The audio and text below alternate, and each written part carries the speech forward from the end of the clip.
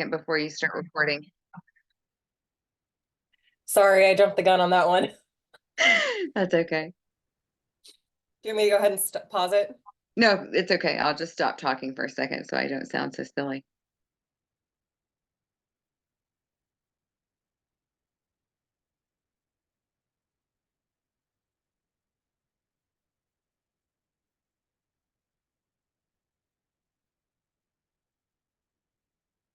Okay, Katie, if you don't mind going on to the next slide, we'll run through the agenda for today, and I'm gonna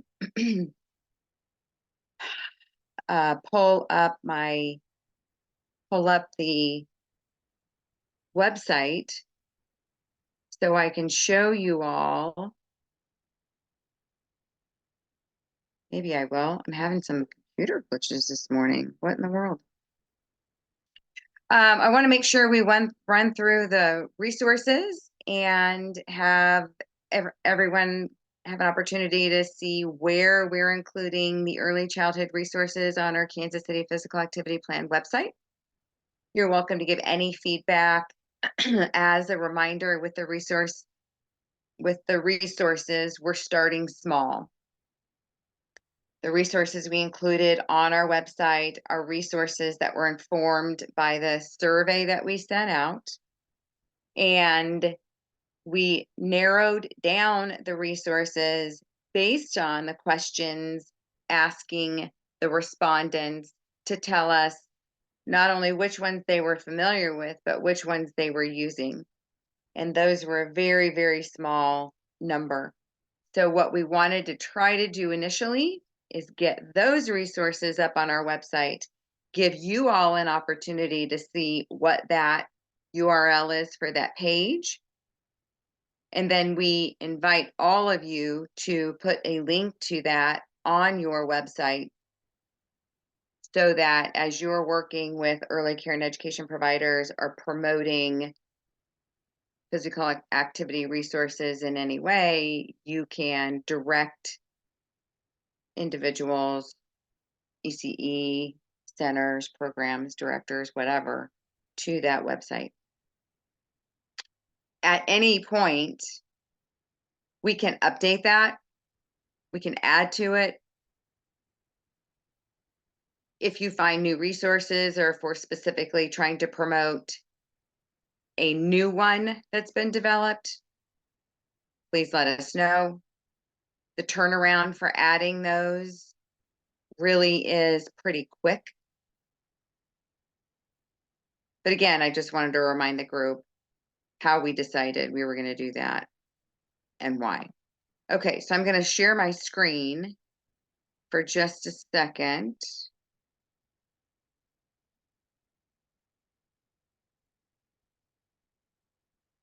Katie, it looks like I need permission to do that. You should have it now.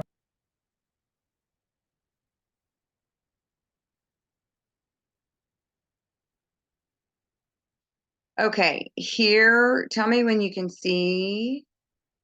It should be the early childhood pages on the Physical Activity Plan website. You can all see that? Okay.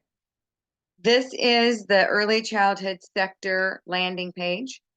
On the left-hand side, you'll see where we put a button to link directly to the resources.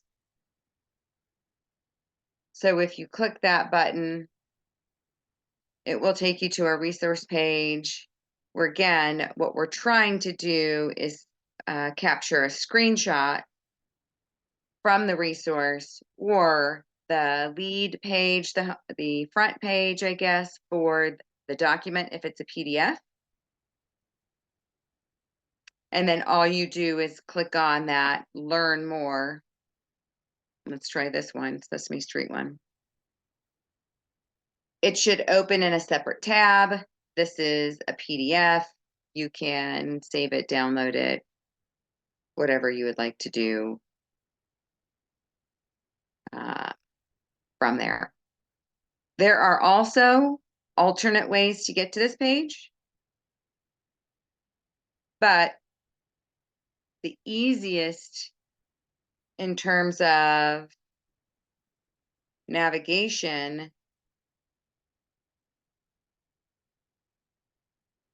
is simply to go to, let's see, let me back up here.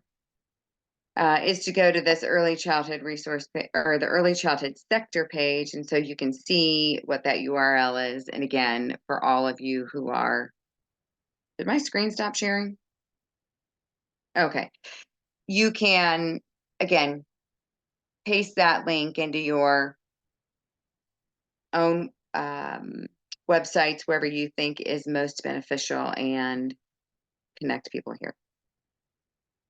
Thoughts, questions, comments? Easy enough?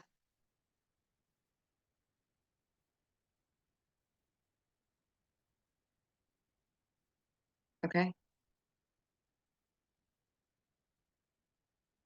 Any other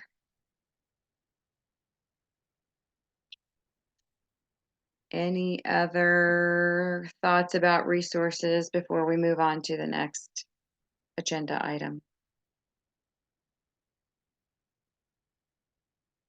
Thanks to everyone for your contributions to this project, whether it was getting the information out to people to complete the survey, giving us resources, feedback on how to set it up.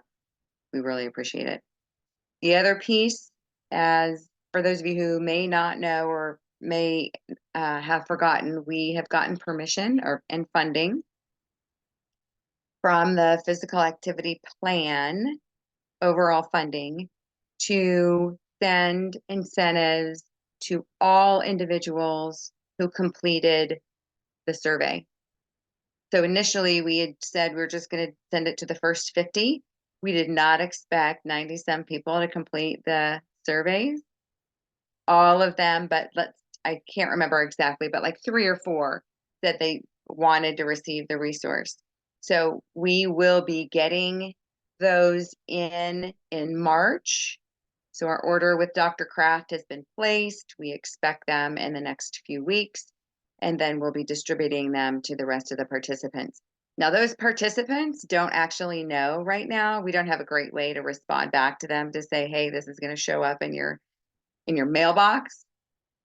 We do have emails, but there may be a few, if we don't have the correct mailing address, we may be reaching out to you all as a group to help us make sure we get those to the individuals who completed the survey, because they would have put their names in the survey if they wanted to receive the resource, the incentive. So we're excited about that. Okay, Katie, do you mind putting up the agenda again? I think we're going to go to the next thing, I believe, is the bringing Dr. Kraft to Kansas City. So we have a planning committee. Both Chris and Katrina are on that planning committee to bring Dr. Kraft to Kansas City.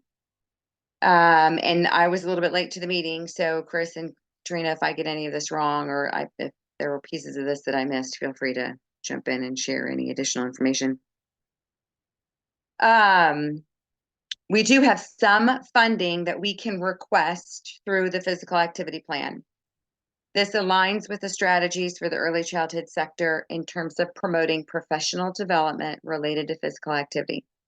As we've talked about many, many, many, many times, Diane Kraft is well respected and recognized and known nationally. She's also not necessarily inexpensive to bring. We can cover part of the cost, but we can't cover all of them simply because of the expense to host a meeting of this size.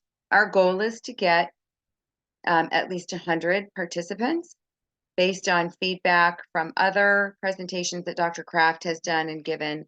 There is huge interest, and they have had between 100 and 200 participants. In the past, one was in person and one was virtual. There were more participants in the virtual setting. We are planning to host this in person. Based on Dr. Kraft's feedback, it's too difficult to do this from a hybrid standpoint. It's easier to do it one way or the other. Because we want to demonstrate actual physical activity ideas, we want providers to be able to practice these things in the professional development training. We are going to host this in person. In order to do that, what we're trying to narrow down first is length of the professional development opportunity. Dr. Kraft has suggested that she's willing to be available for 2 days or 1 day. Based on our conversation on Tuesday on the planning committee, we're leaning toward a 1-day conference. We want to check that with the rest of the people who aren't necessarily on that planning committee to make sure we're not missing something or not thinking of something before we finalize. But so far, it's just Sandy, you were not on that call on Monday, and Bonnie, I don't think you were on, sorry, on Tuesday. Bonnie, I don't think you were on that call on Tuesday. So I don't know if Monday any of sounds you, good. okay. It will be easier logistically, cost-wise, all of those things to manage a 1-day event versus a 2-day event. So I think that's what we're going to move forward with. The next question is related to content. So Dr. Kraft has about 6 hours of unique content that she can share. During our conversation, we brought up the idea of including additional content beyond just physical activity content from Dr. Kraft if we are bringing a group of ECE providers together. Myself, Katie, who's supporting us today, Natalie, who supports the early childhood sector on our team. It's really not our expertise. We're really not working one-on-one with providers. And so we're leaning on you all as a group to help tell us whether or not additional content, we were thinking nutrition focused, would be valuable to include in this opportunity, or if we should stick with simply physical activity. And let me give you a couple of examples that we talked about on Tuesday in terms of how this could be done. So K-State Research and Extension has a dietitian who has begun offering professional development related to nutrition for early childhood. I believe she has, content that could fill a couple of hours. On the Missouri side, they are working to promote farm to ECE programs across their state. My assumption is, without having Lisa on this call right now, my assumption is they would have content that they would be able to share and provide to help promote that, learn about what they're doing, how they're doing it, promote it across Missouri, but also allow providers from Kansas to learn what that might look like to connect farms to ECE programs and be able to potentially expand that either from a center perspective or a broader perspective. In order to make that content work without having a conference go 8+ hours, an option would be to have 3 hours of Dr. Kraft, 3 hours of nutrition related content, and that information would be repeated. Meaning, in order to manage numbers, half of the people would attend the physical activity session in the morning, half the people would attend nutrition in the morning, and then they would flip for the afternoon. That would allow for 6 hours of content and enough time for registration, lunch, breaks, etc. So again, couple of different approaches to that. We can go either way, but we wanted some additional input before we go make any final decision. So Chris, I see you have your hand raised. Yeah, I just have to click the buttons. My concern about offering or providing the farm to ECE information on the Missouri side is it will be so very specific to Missouri. And I understand that it could be if it was just a very broad farm to ECE conversation, presentation, but if it's very specific to Missouri, it's not going to be approved for KDHE hours. Now, the option could be, providing Dr. Kraft and then having two breakouts in the afternoon, one being the extension person focusing on nutrition and one being the opportunity for providers from Missouri to learn more about that program. So I think that if Lisa really wants to get that information out, I think that's the direction that we're going to have to go. But I'm not sure if they would have 3 hours of content on that, but I have no idea. Well, that's a great point. And I think without having Lisa here, and Lisa wasn't able to attend the meeting on Tuesday, without having her to be able to answer that question about whether or not it could be broad or if they're Missouri focused. I do like that additional option, Chris, in terms of allowing the providers to choose whether or not they want to attend nutrition versus additional physical activity content during the conference. Yeah, and if Lisa does want to move forward with offering the Missouri one, it would have to be very specific Missouri providers only, because even if a Kansas provider went just to go, I'm really curious about getting this into our state, again, that's not going to be KDHE approved. And probably I would love to have a farm to ECE project like that in the state of Kansas, but I don't see it launching. So sometimes, we give people that false hope of, oh yeah, this can come, this can happen, and it doesn't. And, I don't want to upset the apple cart of things. So I would suggest that. And again, I understand if Lisa wants, if there's a large group of Missouri providers attending, that'd be a great way for them to get that information out, especially if they aren't hitting providers in that Kansas City area. But it would need to be promoted as very specific, those licensed in Missouri or those providing whatever. And then we have that other option to have that nutrition.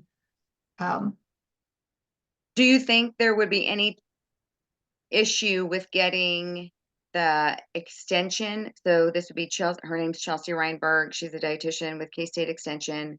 Would there be any issue with getting, if she has 2 hours of content, would there be any issue with getting that approved for clock hours? No, because I think Katrina, whoever mentioned it, said that she already had, Kathy said she already had those clock hours, but it was just 2 hours.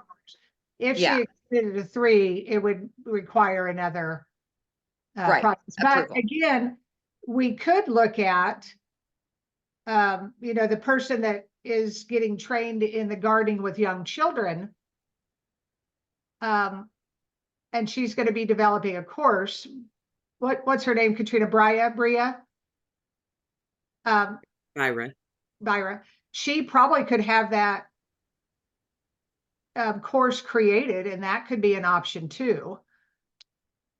Because especially if we did a farm to ECE with Missouri folks, and then we offered gardening with young children. For Kansas or anybody, honestly. Yeah, for anybody. Yeah. Could be an option. Okay, I like that. I mean, that ties in so nicely with what we're trying to do at Children's Mercy with our garden. We're trying to connect to the ECE program that's in our building. Lots of difficulty and hoops to jump through, and we've tried to align with their policies for chain of custody, but still haven't made any inroads with being able to drop off some produce for the kids to try there. So it'd be great if we could do some. But more than likely, and most of our trainings, and Katrina, maybe TFC does some different ones, but most of the trainings are created and approved for 2 hours, because, and I assume that that's what Byra would want to do, because then that fits into, she would have that training approved, then she could have it offered on an ongoing basis for it. So that would, but that would still be 5 hours of KDHE in service that providers would be able to receive if we still kept with the 3 hours of Dr. Kraft in the morning. Or I guess you could flip it. And if you had the 2-hour trainings in the morning and then had a 4-hour with Dr. Kraft in the afternoon. But either which way. I mean, it just depends on if you want to make sure they get 6 hours or 5 hours of clock hours. Any other thoughts? My other thought is Lisa actually wanting to present information or just get information out to the Unclear. providers? So That's if unclear. she's just wanting to get information out, maybe at lunchtime they could have a, sit and chat, or, bring their box lunch and have a share time with just those Missouri providers. So Yeah. I hate for us to lose the Dr. Kraft, bringing her in and making that the focus of the day. But I mean, if we're Gosh. paying that much, let's get our money's worth out of her, So, Yeah, so if we could put her in the afternoon and get a 4-hour session with Dr. Kraft. I like that, Katrina. They could just have a roundtable discussion if you want to learn more about that farm to ECE program. But yeah, it's going to need a conversation with Lisa to see what her thoughts were. Yeah.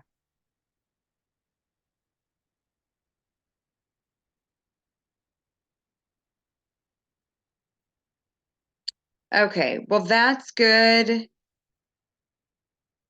That's good information. The other comment I will make in terms of content, I feel like, and again, this might not apply to everybody, which is my only concern about bringing this content forward.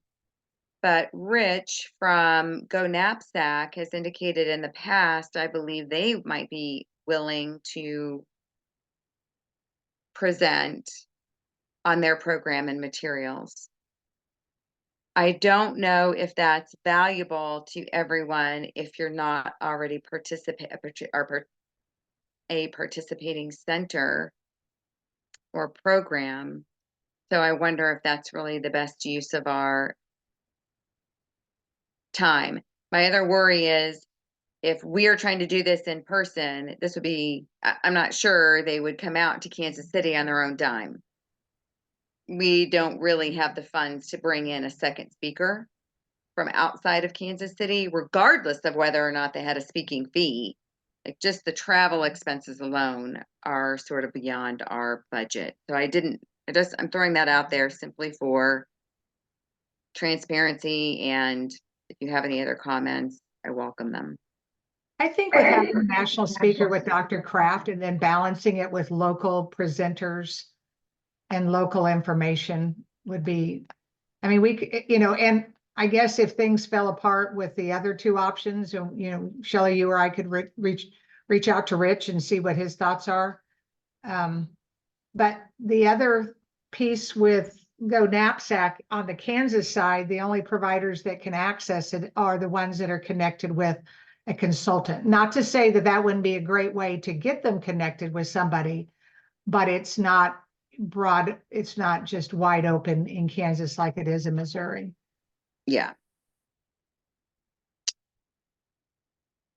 Okay.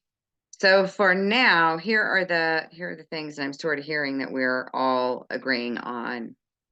One day, the day would be a Saturday, just FYI.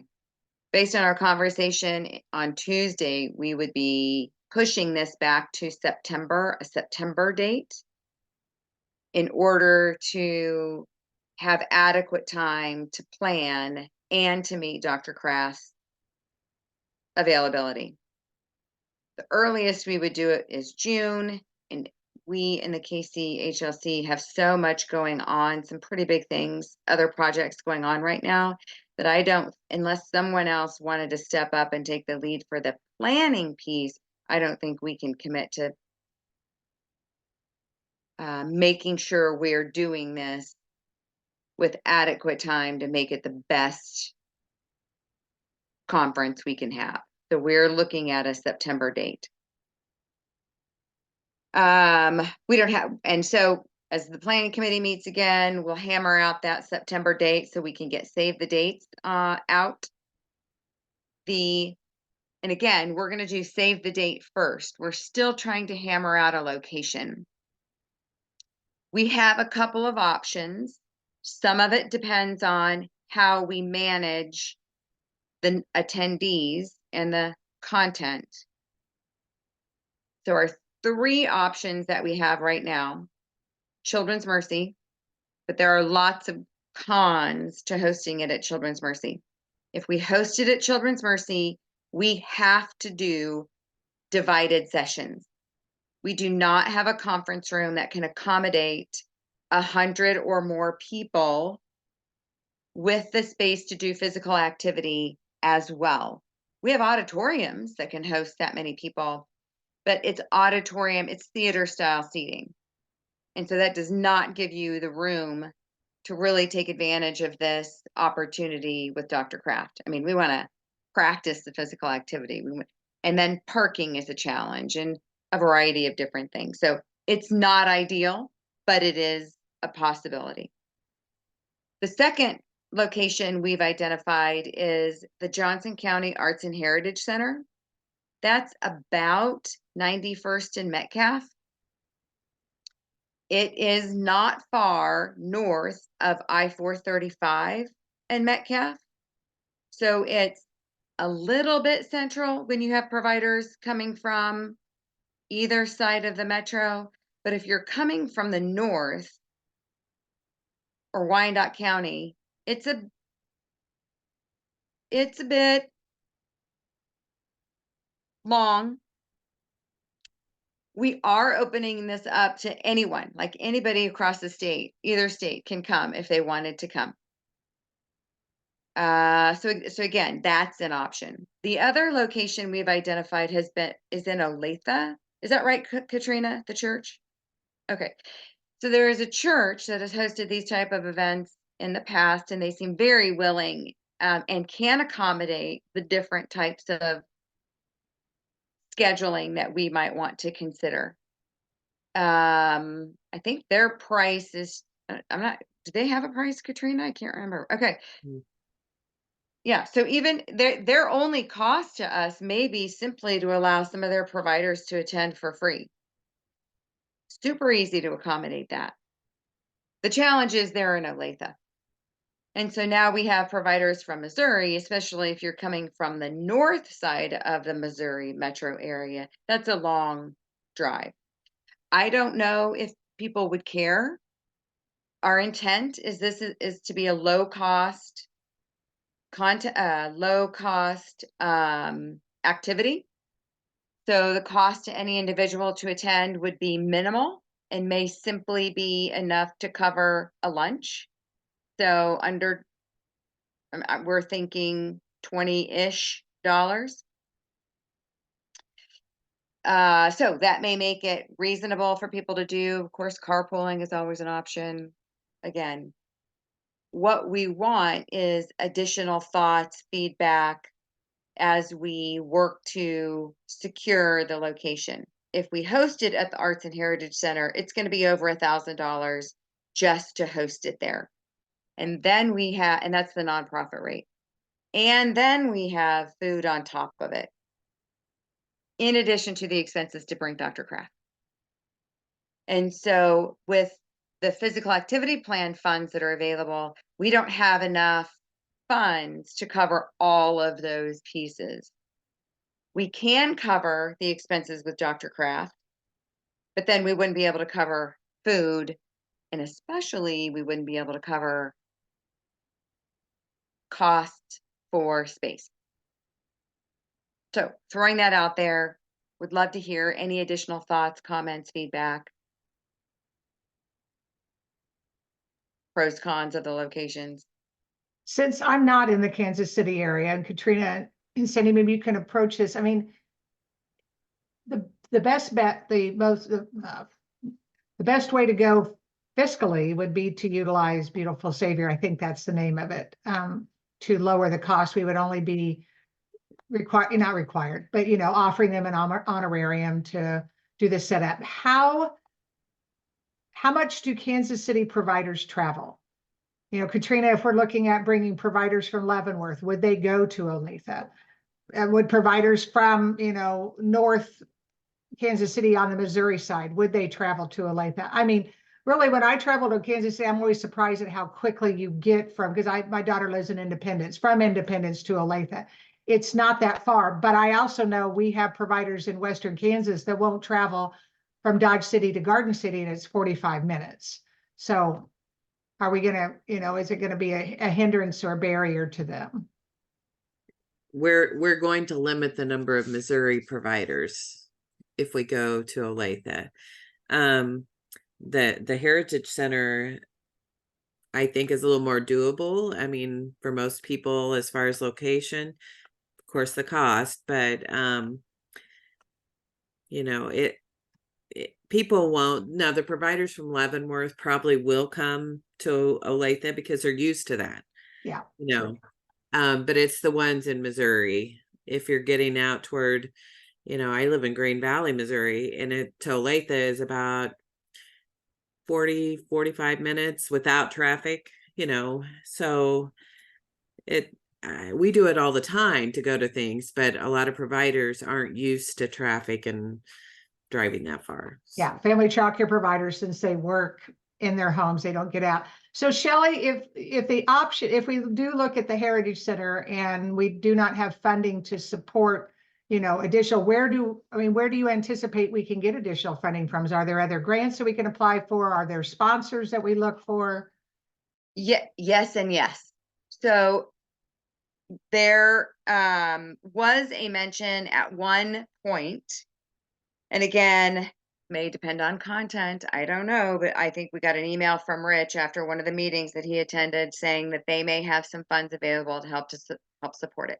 Now, if we're not promoting Go Knapsack, that's likely not going to be included. Like, we wouldn't be able to access that. The other option is the state of Missouri. So Katrina, to the point you're making, if the state of Missouri has funds available to help support whatever component of this opportunity aligns with their efforts, they've got, I think, 3 CDC grants right now: a REACH grant, a HOPS grant, and a SPAN grant. Those all have nutrition and physical activity pieces to them. They have different target audiences, but some of them include young children. Okay, so with those, they can, or they have available some funds to support activities such as this. In order to do that, we have to make it easy for Missouri providers to attend. They have restrictions on what they can cover. So, for example, they can't cover food, but that's fine. They could cover some of the travel expenses, and then we can cover the food. So as long as we have additional funds available, we can navigate who's going to do what or who pays for what. We also have an opportunity inside Children's Mercy to apply for a general pool of funds. So these are philanthropic dollars that have been donated to the hospital that allow programs within the hospital to apply for those to support their efforts if the approving, I don't know what to call them, group likes your application or approves your application. I don't know how they're going to look at professional development for early care and education providers, but that's an option. And again, if we're only talking about a few $1,000s, we might have a pretty good chance, because many people are applying for $50,000, $60,000, $70,000 to support and in starting a program within the hospital. So those are a couple of options. There are also there is the option to look at this from a sponsorship perspective. We at Children's Mercy can't really go out and recruit sponsors because of how it aligns with our Department of Philanthropy. But if someone brought a sponsor to us, we can certainly navigate the conversations to allow their participation, if that makes sense. Now, I'm not 100% sure who those sponsors would be. However, open to any ideas. I was just gonna put in there, Blue Cross Blue Shield might sponsor something like that with since the focus is on health and nutrition. I don't know what Aetna might do. They have of course, focus on, oh, I can't think of the word now, but health and nutrition type thing. But I think it sounds like there's several options to start exploring to do that. And Shelley, I'd be willing to reach out to Rich to see what Go Knapsack might be able to do and what the requirements would be Please do. around you. Go Knapsack. Okay, I'll reach out to him. Absolutely. It could be Please do. that we just need to make sure that Dr. Kraft ties it into Go Knapsack, and she works, closely with them. And maybe it's just a matter of mentioning it in whatever the other sessions are and having materials available. It may be as simple as that, and then they can, and we're not looking, like you said, we're not looking for bundles of money. We're, maybe Correct. looking for a couple $1,000s to make sure we can cover the cost of the facility, and maybe honorariums for the other presenters. Yes, if we have them, and then food. Well, and if the attendees are covering a cost, Yeah, then I think we can build their registration cost in to align with what the food costs are. Because we're not looking at this as a moneymaker, correct? correct. That is absolutely correct. And in fact, we don't want to make any Right. money on it, because that would be Be considered a fundraiser type event yes, and as opposed to a we- PD. Yeah. Yeah, and this is where we would prefer. So Chris, for example, if Go Knapsack had funds available, we would prefer that they pay for something versus give the money to us to manage. Because if there's excess money left over, we don't really, this sounds so weird, but we don't really want to manage that, because there are some consequences and complications that come about as a result of that. So really in my ask to Rich, because we have the funds to cover Dr. Kraft, correct? Well, we have some funds available, and I'll have to go back. Katie may be able to pull up the exact amount that we have. And so one option that he could do, again, if we want to navigate this in the most, in a way to ensure that we're not collecting money, if that makes sense. Yeah. He could pay for a portion of Dr. Kraft's funds. Yeah. For example, she's broken it all down in terms of honorarium, travel expenses, etc. So if they would agree to cover the honorarium, great. Okay. Then that frees us up to do a bit more. We'll cover the travel expenses. We can then cover food costs if state of Missouri can't do that. And then Lisa we would ask to see if they would be able to, if they had any funds available to help cover the cost of the venue. So yeah, if you could remind me or just send me, Shelley, what that honorarium for Dr. Kraft is, and I can include that in my email to Rich. Oops, sorry, did not mean to raise my hand. I meant to open a document. Let me see if I have that in these.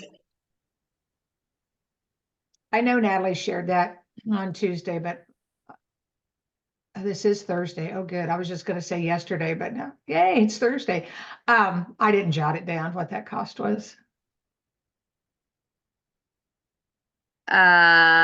Here, okay, her.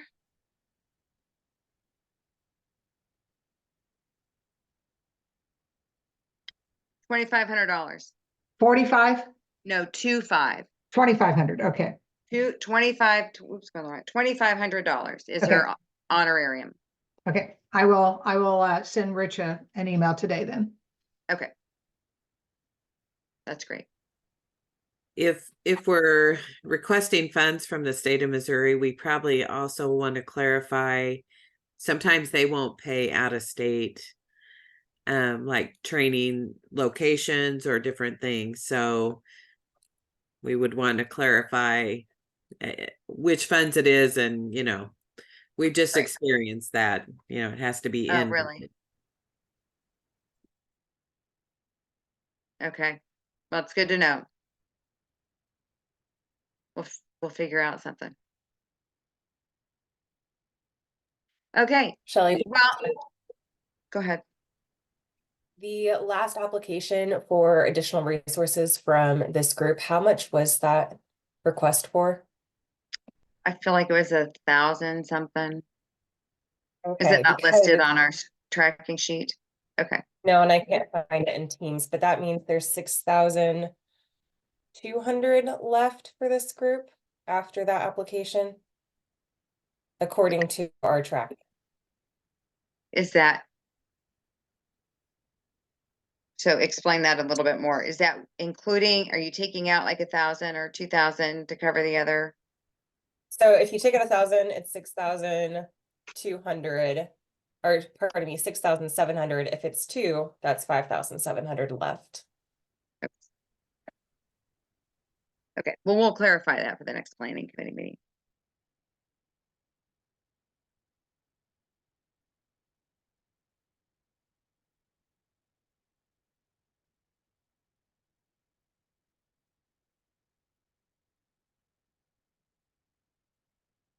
Okay. Well, those were the biggest agenda items for today. Do you all have any other questions before we share just a few other updates with you? Okay, so two things. Our next Kansas City Healthy Lifestyles Collaborative quarterly meeting is going to be Thursday, March 14th from 9 to 11. It's at the Kauffman Foundation and Conference Center. If you want to attend in person, we have a hybrid option as well. Katie can drop the registration link in the chat. Hopefully you've all seen it in one of the newsletters that have been coming to your inbox. It will also be included in the meeting notes from today's meeting, but also we're promoting it every Monday morning. You should get an email to your inbox to encourage registration. We have 3 speakers who are coming to present on their research findings on walk audits that were done in and around bus stops and neighborhoods in Kansas City, Missouri. They have mapped a bunch of it. They have used citizen scientists to conduct their walk audits, and they're going to be sharing the results of that with us at the next quarterly meeting. So we're really excited to hear about that. I think they had somewhere around 300 walk audits that were conducted. Very interesting information when you think about the amenities around bus stops, both lighting, crosswalks, benches, etc. Bench covers. So when you're standing there at the bus stop, do you have any protection from wind, rain, snow, anything like that? Very interesting. And then how does that connect into neighborhoods? So super excited to hear from them. Love to have any or all of you attend. Feel free to send the invitation to anybody else that you think might be interested as well. And then the other piece I'm going to let Katie talk about, we've launched our Move Together KC campaign. Yeah, so you've probably also seen this in recent newsletters, but we are collecting stories about why you move. We'd like to hear from some of our partner organizations. So we're asking for either a video response or a written response, and I will post that link in the chat as well, telling us why you move. And this content will be used to highlight not just the individual, but the organizations as well within future social media posts.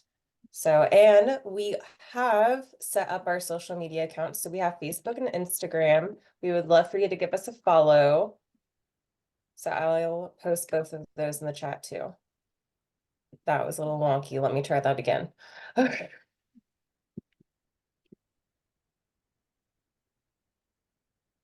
Okay. Is that about cover it, Shelley? I think so. Yeah, so please share this with anyone and everyone. We will have information on our website. My goal is by the March quarterly meeting, but I'm telling everybody by the end of April, We'll have resources and toolkits available on our website. So you'll see a new tab on the Kansas City Physical Activity Plan website called Move Together KC. It will give you links to follow us on social media. It will share toolkits for promoting the campaign. It will share pictures that you can use on your own social media accounts, branding guidelines, co-branding, all of those things for you all to promote this and engage both organizations and individuals in promoting Move Together KC. Okay, so look forward to more information about that. All right, any other updates that any of you want to share while we are all here together?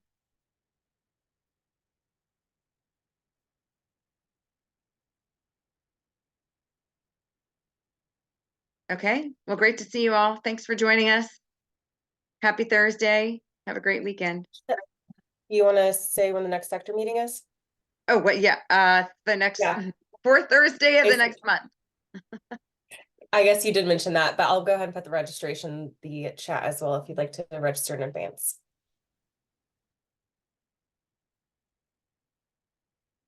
Thanks, everyone. Thank you.